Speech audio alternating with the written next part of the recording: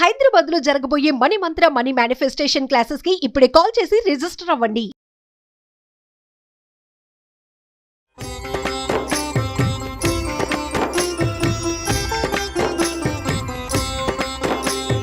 నమస్కారం.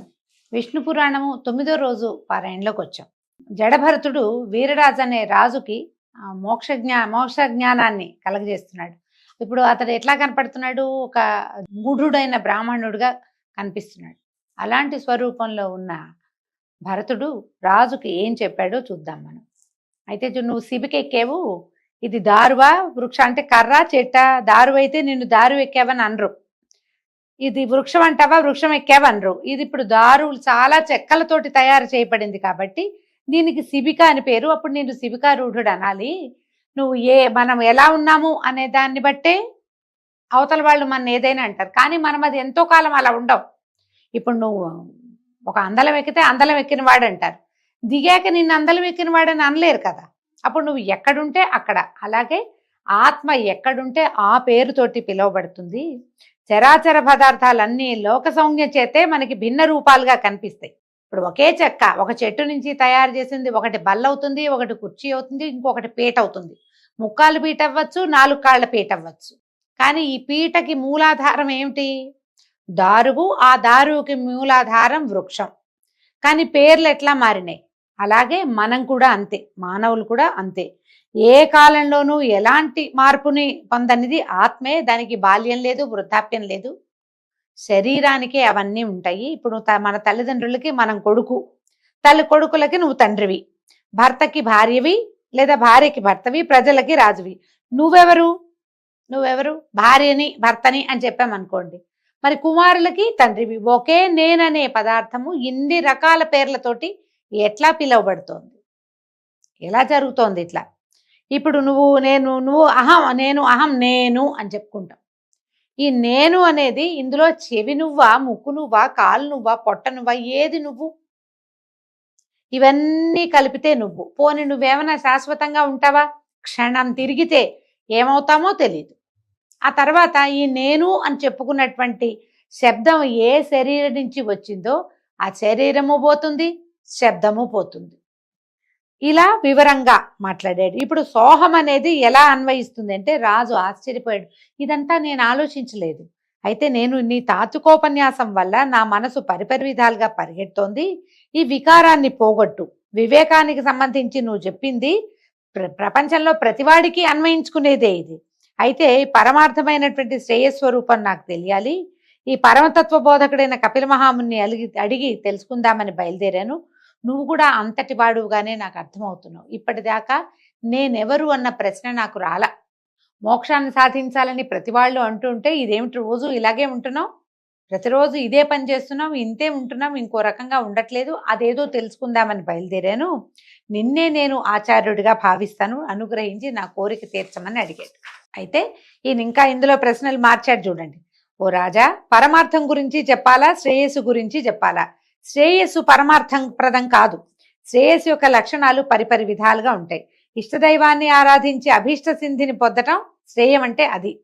భగవంతుని ఆరాధించాం, నైనా మాకు ఇల్లు ఇవ్వు, వాకిలి ఇవ్వు, మంచి ఉద్యోగం ఇవ్వు, నా పిల్లలకి మంచి భవిష్యత్తు ఇవ్వు, మాకు వంశాభివృద్ధి ఇవ్వు, ఓ తోటలు దొడ్లు నాదే పై చేయిగా ఉండు, అధికారం ఇవ్వు, ఇవన్నీ శ్రేయస్సు. ఇవి కాదు పరమార్థాలు. అయితే రాజ్యభోగాలు, ధనధాన్యాలు, సతీసుతులు, బంధుమిత్రులు ఇలాంటివి పొందడం పరమార్థం ఎట్లా అవుతుంది? ఇది పరమార్థం కాదు, కేవలం శ్రేయోదాయకమే. యజ్ఞం చేసి దానికి ఫలితంగా స్వర్గానికి వెళ్ళటం కూడా పరమార్థం కాదు. యోగ మూలంగా పరమధ్యానం చేస్తే అప్పుడు జీవుడు పరమాత్ముడు ఏకమవుతారు. పరమాత్మ దర్శనానికి హేతువు ధ్యానం. కొందరు ధర్మ ప్రధానంగా ధన వ్యయం చేస్తారు, దాని చేత వాళ్ళకి ధర్మం లభిస్తుంది. కొందరు ఏవో కోరికలు ఫలించాలని ధనద్వయం చేస్తే వాళ్ళకి సిద్ధించేదేంటి? కామ్యం. మనం లలితా సహస్రనామం పారాయణం చేస్తాము, ఏదో ఒక మనసులో ఒక కోరికతోటి, అది కుదురుతుంది. నిష్కామంగా లలితా సహస్రనామ పారాయణ చేసే వాళ్ళు ఎవ్వరూ ఉండరు, ఏదో ఒకటి ఉంటుంది. అయితే ఇలా తర్కిస్తే ఇవన్నీ కర్మ సంబంధాలే అవుతాయి, కానీ పారమార్థికాలు కావు. ఇవన్నీ మనకి ఏదో కావాల్సింది, పరలోక సుఖాన్ని ఆశిస్తూ లలితా సహస్రనామం చేసినా అది కూడా శ్రేయస్సే, కానీ పారమార్థికం కాదు. అసలు ఏది వద్దు అని చేయగలగాలట. అలాగే వేదాలు చెప్పిన చొప్పున యాగాలు చేస్తే అవి కూడా పరమార్థం కాదు.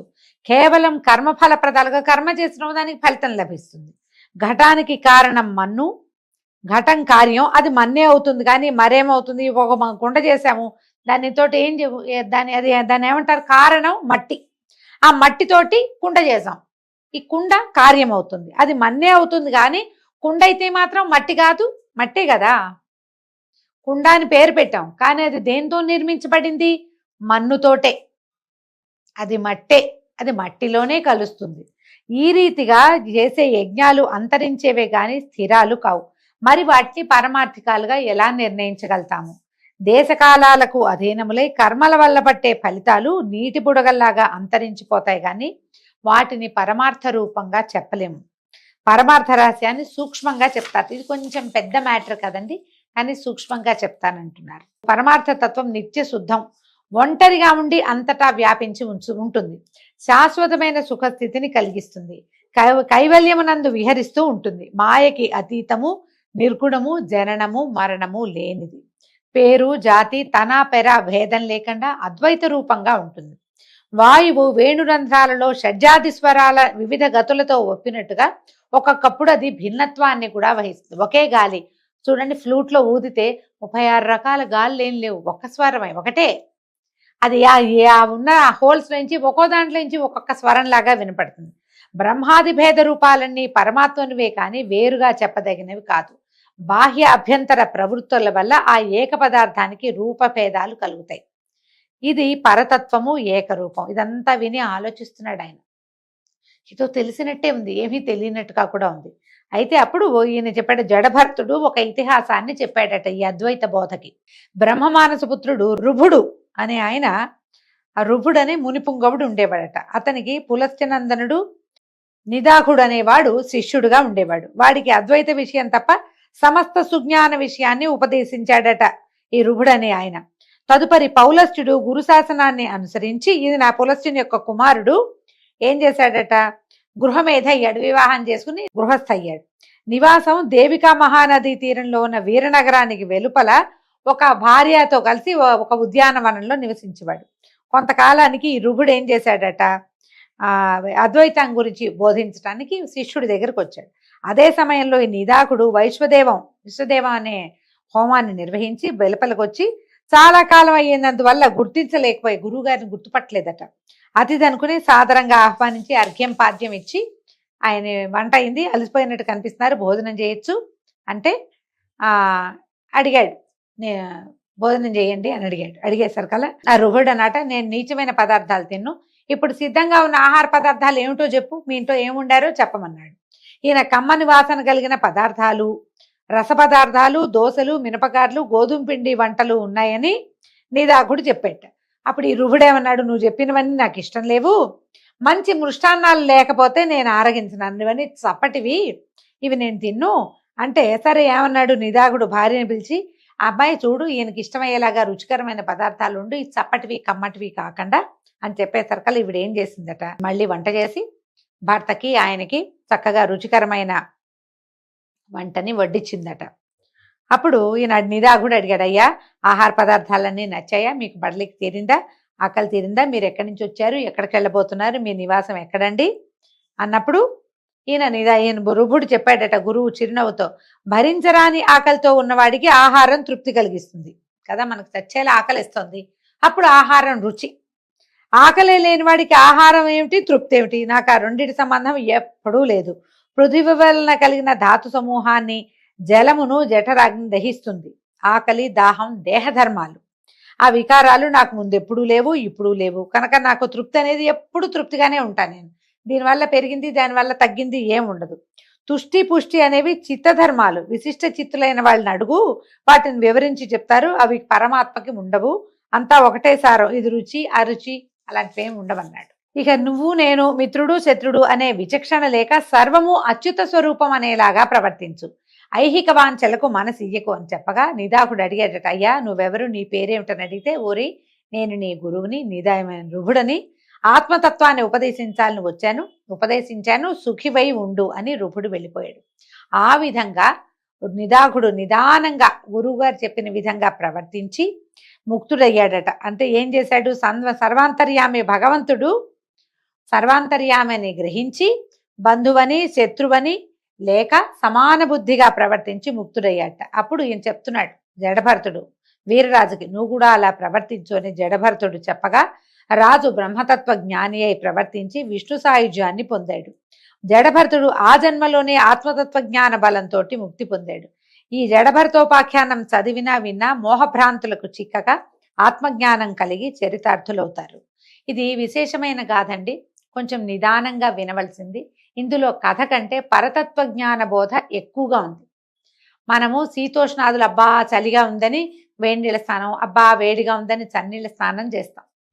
రుచిగా లేదని పదార్థాలు వదిలేస్తాం. ఇందులో ఉప్పు ఎక్కువ, ఇందులో ఉప్పు తక్కువ, ఇలాంటి ఆలోచనలు చేస్తాం. అసలు రుచి అన్నది పాటించద్దు. స్వపర భేదం లేకుండా ఉండాలి. నేలైనా ఎక్కడైనా సరే ఒకటే రకంగా ప్రవర్తించగలిగితేనే మనకి ఆత్మతత్వాన్ని అర్థం చేసుకోగలుగుతాం. అది చెప్తున్నారు. ఇవి పెద్ద విషయం. ఇలా చెప్తున్నారు. మనం అలా ఎలా ఉంటామండి అనిపిస్తుంది వెంటనే. మనకి నోటికి చేదుగా అనిపిస్తే ఉమ్మేస్తాం, వెంటనే చిచ్చిచ్చి అనుకుంటాం, వీళ్ళకి వంట రాదనుకుంటాం. ముందు విమర్శ మానేయాలి. అక్కడి నుంచి మెల్లిగా పరతత్వమో ఆత్మతత్వమో జ్ఞానమో ఏమిటో వస్తాయి. అవన్నీ రావాలంటే ముందు మనకు ఉండవలసింది ఏంటంటే సంయమనం కావాలి. దేనికి ఎక్కువగా స్పందించకూడదు, అక్కడ మొదలు పెట్టాలట. అయితే ఇంకేం చెప్పమంటావో అని పరాశరుడు అడిగేసరికల్లా మైత్రేయుడు ఇట్లా అన్నాడు. మన్వంతరాలు, మనుపుత్రులు, దేవతలు, సప్త ఋషులు, ఆ కాలాలలో ఇంద్రులు, వాటి చరిత్రలు చెప్పమని అడిగాడు. గడిచినవి రానున్నవి అయినటువంటి చతుర్దశ మన్వంతరాల చరిత్ర చెప్తామంటున్నారు. ఏమిటో ఇది చాలా విశేషంగా ఉంటాయండి. స్వయంభువ, స్వారోచిష, ఉత్తమ, తామస, రైవతక, చాక్షుషాలనే 6 మన్వంతరాలు చెల్లిపోయినాయి. స్వయంభువము, స్వారోచిషము, ఉత్తమము, తామసము, రైవతకము, చాక్షుషము ఇవి వెళ్ళిపోయినాయి. ఇప్పుడు వర్తమానం వైవస్వత మన్వంతరము. రోజు నిత్య పూజకి ఎవరైతే సంకల్పం చెప్పుకుంటారో వైవస్వత మన్వంతరే అని చెప్పుకుంటాం. మనం ఉన్న మన్వంతరం పేరు వైవస్వతము. కల్పాంత కథల వల్ల స్వయంభువ మన్వంతర చరిత్ర నువ్వు విన్నావు. ఇప్పుడు స్వారోచిష మన్వంతర కథ చెప్తానని చెప్తున్నారు. స్వారోచిషం అంటే 2వ మన్వంతరం. మన ముందున్న మన్వంతరం ముందు చాలా ముందుంది, దాని గురించి చెప్తానంటున్నారు. ఇప్పుడు ఇంద్రులు మారిపోతారండి ప్రతి మన్వంతరానికి. దీనికి చెప్తున్నారు. స్వారోచిష మన్వంతరంలో పాండవాదులు సురలు, వాళ్ళు దేవతలట. విపస్నిప్తుడు అనేవాడు ఇంద్రుడిగా ఉన్నాడు. ప్రాణవాత, అగ్నివృష, స్వర స్తంభక, ఊర్జకులు అనేవారు సప్తర్షులుగా ఉండేవాళ్ళు. ఋషులు మారిపోతారు మన్వంతరంలో. ఆ చైత్ర, చిత్ర, మదన, కింపురుషాదులు ఆ మనువు యొక్క కొడుకులుగా ఉండేవారట. ఉత్తమ మన్వంతరంలో తర్వాత మన్వంతరం సంగతి చెప్తున్నారు. సుశాంకుడు అనేవాడు ఇంద్రుడు. సుధాముడు మొదలైన 12 గణాదులు దేవతలుగా ఉన్నారు. మునుపు ఇంతకుముందు చెప్పారు వశిష్ఠ నందనులు 7 సప్త మహర్షులుగా ఉన్నారు. 4వ మనువు తమసుడు. అతని మన్వంతరంలో శిబి ఇంద్రుడుగా ఉన్నాడు.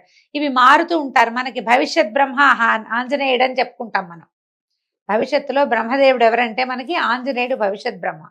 ఇది తెలుసు కదా చాలా మందికి. ఎందుకంటే మనకు చూడండి ఊరూరా గమనించండి, విపరీతంగా ఆంజనేయ దేవాలయాలు వెలుస్తాయండి. ఆయన భవిష్యత్ బ్రహ్మ అవటం వల్లే ప్రతి చోట ఆయనకు ఒక దేవాలయం, రోడ్డు మీద నుంచుని కనపడతాడు ఆంజనేయుడు. ఏమీ ఉండదు, ఒక గుడి గోపురంగా ఉండదు. ఒక విగ్రహ ప్రతిష్టాపన చేస్తారు, కొబ్బరికాయలు కొడితే కొట్టినట్టు లేకపోతే లేనట్టు, ఎవరైనా సింధూరం రాస్తే రాసినట్టు లేకపోతే లేనట్టు. పూజాధికాలు లేకుండా కూడా ఆంజనేయుడు వెలవటం విశేషంగా కనపడుతుంది మనకి. రాబోయే మన్వంతరంలో భవిష్యత్తుకి బ్రహ్మ ఆంజనేయుడట. అట్లాగే ప్రతి మన్వంతరంలోనూ ఇంద్రుడు, బ్రహ్మ వీళ్ళందరూ మారుతూ ఉంటారనమాట. ఇక్కడ 4వ మనువు తమసుడు. అతని మన్వంతరంలో శిబి అనే చక్రవర్తి కథలు చెప్పుకున్నాం మనం. ఆ శిబి చక్రవర్తి ఇంద్రుడుగా ఉంటాడు. హరసత్య రూపాదులు సురలు. తర్వాత కావ్య, చైత్ర, పృథుకావ్య, వర్ణ, అగ్ని, పీవర, జ్యోతి ధాతువులే సప్తర్షులుగా మారుతారు. ఖ్యాతిజ, అనుజంఘాదులు ఆ మనువు యొక్క కొడుకులుగా ఉంటారు. వాళ్ళు ధర్మాత్ములు, అనేక క్రతువులు చేసిన వారుగా ఉన్నారు. తర్వాత రైవత మన్వంతరంలో విభుడు అనేవాడు ఇంద్రుడు. అమితాభులు దేవతగణాలు. తర్వాత ఊర్ధ్వబాహుడు, దేవబాహుడు, హిరణ్యరోముడు, వేదవంశుడు, ధామకుడు, శ్రీమంతుడు, పర్జన్యుడు అనేవాళ్ళు సప్తర్షులుగా కనిపిస్తారు. బలబంధువు మొదలైనటువంటి భుజబలశాలులు మనునందనులుగా కనపడతారు. మనువు యొక్క సంతానమే కదా ప్రజోత్పత్తి చేసిన వాళ్ళు. మునుపు పూర్వకాలంలో ప్రియవ్రతుడు అనేటువంటి మహీపతి విష్ణువుని గూర్చి తపస్సు చేసి స్వారోచిషుడు మొదలైనటువంటి 4 కొడుకులకి తండ్రి అయ్యాడట. అతని తపోమహిమ చేత వాళ్ళు మనువులై భూపతులయ్యారు. రాజవంశాలు వాళ్ల వల్ల వెలిసిల్లినాయి. ఈ ప్రియవ్రతుడు ఎవరు? ఉత్తానపాదుడు ప్రియవ్రతుడు కథ చెప్పుకున్నాం. ఉత్తానపాదుడి కుమారుడు మన ధ్రువుడు కదా. ప్రియవ్రతుడు ఈ నలుగురు మనువులకి తండ్రిగా ఉన్నాడు. తర్వాత 6వదైన చాక్షుష మన్వంతరం నందు మనోజవుడు ఇంద్రుడిగా ఉన్నాడు. పృథుకరేఖాదులు దేవతలుగా ఉన్నారు. సుమేధాదులు సప్తఋషులు, పూర్వు మొదలైన వాళ్ళు ఈ మనువు యొక్క కుమారులుగా ఉన్నారట. ఇప్పుడు వర్తమాన మన్వంతరంలో ఇప్పుడు మనం దీంట్లో ఉన్నామో వైవస్వత మన్వంతరంలో ఎవరున్నారు? సూర్యనందనుడైన వైవస్వతుడు, వివస్వాన్ అని చెప్తారు సూర్యుడికి పేర్లు. ఆదిత్య హృదయంలో వస్తుంది కదా, ఖగ పూష గభస్తిమాన్ ఇలా వస్తుంది చూడండి. అందులో వివస్వాన్ అనే పేరుంది. అతని కుమారుడైన వాడే వైవస్వతుడు. అతడు రాజుగా ఉన్నాడు. పురంధరుడు ఇంద్రుడు, ఆదిత్య వసురుద్రాదులు దేవతలు, గౌతముడు, జమదగ్ని, కశ్యపుడు, అత్రి, భరద్వాజుడు, వశిష్ఠుడు, విశ్వామిత్రుడు అనేవాళ్ళు సప్తర్షులుగా ఉన్నారు. ఇక్ష్వాకువు, నాభాగుడు మొదలైనటువంటి 9 మంది మనువు యొక్క కుమారులు. వాళ్ళు వేర్వేరు వంశకర్తలై అశ్వమేధాది యజ్ఞాలు నిర్విఘ్నంగా చేసి సాటి లేని బలపరాక్రమాలతోటి సిరి సంపదలతోటి రాణించారు. ఇప్పుడు మనం సప్తర్షి మండలం ఇప్పుడు వీళ్ళు కనపడతారనమాట మనకి. ఇంతకు ఆధారము అప్రమేయమైనటువంటి విష్ణు శక్తి అని గ్రహించు. ఈ జరిగే కథలన్నిటికీ ఆధారము అప్రమేయమైనటువంటిది, ఏ రకమైన ఎల్లలు లేనటువంటి విష్ణువే దీనికి ఆధారం. శ్రీహరి వంశాలు ఆయా మన్వంతరాలలో రూపాలు ధరించి సాత్విక గుణాలతోటి జగాలను రక్షిస్తూ ఉంటాయి. సురలు, సిద్ధులు, ఆద్యులు, చరాచర భూతాలు, ఖేచరులు, భూచరులు, జలచరాలు, వనచరాలు, మృగాలు ఇలా జీవకోటి అంటే శ్రీ విష్ణుదేవుని విభూతిగా భావించు, సంభావించు అని చెప్పి అనాగత మన్వంతర విషయం గురించి చెప్పబోతున్నారనమాట. సూర్యుడు విశ్వకర్మ పుత్రికను సౌమ్యను పెండ్లాడి ఆమెతో వినోదించుతుండగా కొంతకాలానికి మనువు, యముడు అని 2 కొడుకులు, యమున అనేటువంటి కూతురు కలిగారు. తర్వాత సౌమ్యాదేవి, ఈ సౌమ్య అనే ఆవిడ సూర్యుని ప్రచండ కిరణాలకు ఓర్వలేక తన ఛాయతోటి ఒక యువతిని సృష్టించి పతి శుశ్రూషని జాగరూకతతోటి చేస్తూ ఉండు, నా పిల్లల్ని ఆప్యాయంగా పోషించమని అడవికి పోయి గుర్రంగా మారి తపస్సు చేస్తూ ఉంది.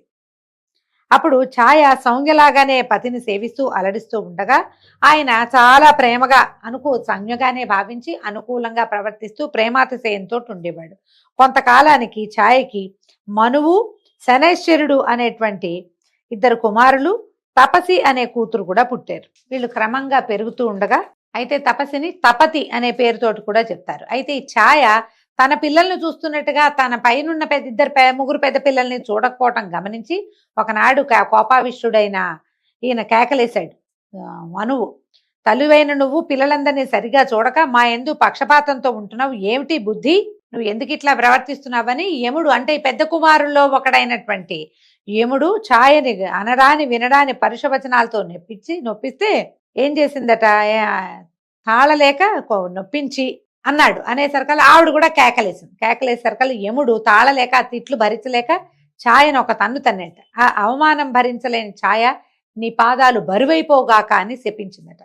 మర్నాడు సూర్యుడు వికృతంగా బరువుగా లావుగా వాచిపోయి ఉన్నటువంటి ఈ యముడి పాదాలు చూసి ఏమిటా నాయన నీ పాదాలు ఇలా ఉన్నాయి అని సూర్యుడు ప్రశ్నిస్తే, నాయన నువ్వు కర్మసాక్షి అని అందరూ అంటారు, కానీ మన ఇంట్లో ఏం జరిగిందో నీకు నేను చెప్పాల్సి వస్తుంది, నువ్వు అడిగావు కాబట్టి నేను చెప్తున్నాను. అమ్మలాగానే ఉన్న ఈమె అన్నదమ్ములైన మమ్మల్ని సమదృష్టితో చూడకుండా వాళ్ళని వేరేగా మమ్మల్ని వేరేగా చూస్తుంటే నేను అడిగాను, నేను గట్టిగా ప్రశ్నించా, నేను దుర్భాషగానే అడిగా. ఆమె నన్ను నానా దుర్భాషలాడింది, నేను భరించలేక తన్నేను. ఆమె మా అమ్మలాగా కనపడుతోంది కానీ అమ్మలాంటి ప్రవర్తన ఈమెకు లేదు, ఈమె ఎవరో మాయలాడి తెలుసో తెలియకో కొడుకులు ఏమైనా ఉంటే తల్లి పిల్లల్ని ఓదారుస్తుంది, దగ్గరికి తీసుకుని సముదాయిస్తుంది, కానీ శపించదు. ఇది తల్లి గుణమేనా, నన్ను తన్నేనంది, నాకు ఈమె ఎందు తల్లి లాంటి భావన కలగటం లేదు, కాబట్టి నేను మనసాక్షిగా చెప్తాను, ఈమె తల్లి కాదు, నేను ఈమె కొడుకుని కాదు, చిత్తగించు, అంతా నీ ఇష్టం ఇంకా అని కోపంతో యముడు తండ్రికి చెప్పాడు. ఈమె తల్లిలాగా ప్రవర్తించట్లేదు. సూర్యుడు ఛాయాదేవిని అప్పుడు పరిశీలనగా చూసి, కాంత ఎవరు నువ్వు, యమునిపై అంత నిర్దయగా ప్రవర్తించవు, ఏ కన్న తల్లైనా ఇట్లా శపిస్తుందా, ఏం కారణం, నువ్వు మాయలాడివని అనుకోవాల్సి వస్తుంది, ఉన్నట్టు చెప్పు, ఏం జరిగిందో చెప్పంటే అప్పుడు ఛాయ ఇప్పుడు చెప్పిందనమాట. పద్మబాంధవ, నేను సౌమ్యని కాను, నా పేరు ఛాయ. ఆమె తన నీడని ఇలా నన్ను రూపసిగా చేసి ఇక్కడ నుంచోబెట్టింది, తన అడవికి వెళ్ళింది, తపస్సు చేసుకుంటానంది అని చెప్పేసరికి ఛాయ మాటలు విన్నటువంటి సూర్యుడు ఆమెనేమిని అనలేక యముని పాదాలు యథాపూర్వంగా ఉండేటట్టుగా అనుగ్రహించాడు. ఛాయ వల్ల సౌమ్యాదేవి ఎక్కడుందో, అరణ్య నివాసం ఎక్కడ చేస్తుందో తెలుసుకుని అక్కడికి వెళ్ళి గుర్రంలాగా మారి ఆమెని మోహపెట్టి వినోదంగా ఉన్నాడు కొంతకాలం. అక్కడే ఉండగా ఏమట వీళ్ళిద్దరికీ ఈ గుర్రం రూపాలతో ఉన్నటువంటి సూర్యుడు సౌమ్యాదేవి దంపతులకి అశ్విని దేవతలు రేవంతుడు జన్మించారు. తర్వాత సూర్యుడు సౌమ్యతో నిజ రూపానికి మళ్ళీ వచ్చి తన ఇంటి దగ్గర ఇంటికి వచ్చేసాడు. ఇంతలో విశ్వకర్మ త్వష్ట వచ్చి సౌమ్య బాధ సూర్యునికి చెప్పి ఒప్పించి అతని కిరణాలని హస్తయంత్రంతో సానపట్టాడట. 1000 కిరణాల్లో నుంచి 8వ వంతు సానపట్టేసరికల్లా ఒకంత వేడి తగ్గిందనమాట. ఆ వేడి తగ్గి సౌమ్య సుఖంగా ఉండేదట. తర్వాత విశ్వకర్మ సానపట్టినప్పుడు ఏం చేశాడట, ఆ సానపట్టిన సూర్యకిరణాల రజనుతోటి శివునకు త్రిశూలము, విష్ణువుకి చక్రము, కుబేరుడికి ఖడ్గము, కుమారుడికి అంటే కుమారస్వామికి శక్తి, వివిధ ఆయుధాలు ఆయా దేవతలకి రూపొందించి ఇచ్చాడు. ఈ విధంగా వైష్ణవ తేజస్సు ఆయా దశలలో పలు విధాలుగా భాసిస్తూ ఉంది. కొంతకాలానికి సూర్యుని వలన సౌమ్యకు ఒక కుమారుడు ఛాయాశక్తితో సహా కలిగాడట. అతని పేరు సావర్ణి. ఇతను అన్ని విధాలా తన అన్నలకు సాటి అయినటువంటి లోకపావన మూర్తిగా జన్మించాడు. అయితే ఈ సావర్ణి ఏం చేశాడట, తపశ్శక్తితో విష్ణువు అనుగ్రహం కోరి మనువు కావాలని తపస్సు చేయటం మొదలుపెట్టాడట. రసాతలాధిపతి అయి ఉన్నటువంటి బలి ఇంద్ర పదవి కోసం వాసుదేవుణ్ణి ఆరాధిస్తున్నాడు. సుతపాది 20 గణాలు దేవగణాలు కావాలని తపస్సు చేస్తున్నారు. గాలవుడు, దీప్తిమంతుడు, పరశురాముడు, కృపాచార్యుడు, అశ్వత్థామ, కృష్ణద్వైపాయనుడు, ఋష్యశృంగుడు, సప్తమహర్షులు, నిర్మోహుడు, వీరబాహుడు మునగున్న వారు రాజులవుతారు. వాళ్ళు సావర్ణి కొడుకులు. ఇలాగా ఆ మన్వంతరం గడిచిన తర్వాత దక్ష సావర్ణి మన్వంతరం ప్రారంభం అవుతుంది. ఆ సావర్ణంలో మహావీరుడు అనేవాడు ఇంద్రుడు. ధార, మరీచి, సుధర్మ గర్భాదులు దేవగణాలుగా ఉంటారు. సవనుడు, భవ్యుడు, ధర్ముడు, ద్యుతిమంతుడు, దీప్తి, మేఘుడు, దీప్తకుడు, జ్యోతిష్మతి అనేవాళ్ళు సప్తర్షులుగా ఉంటారు.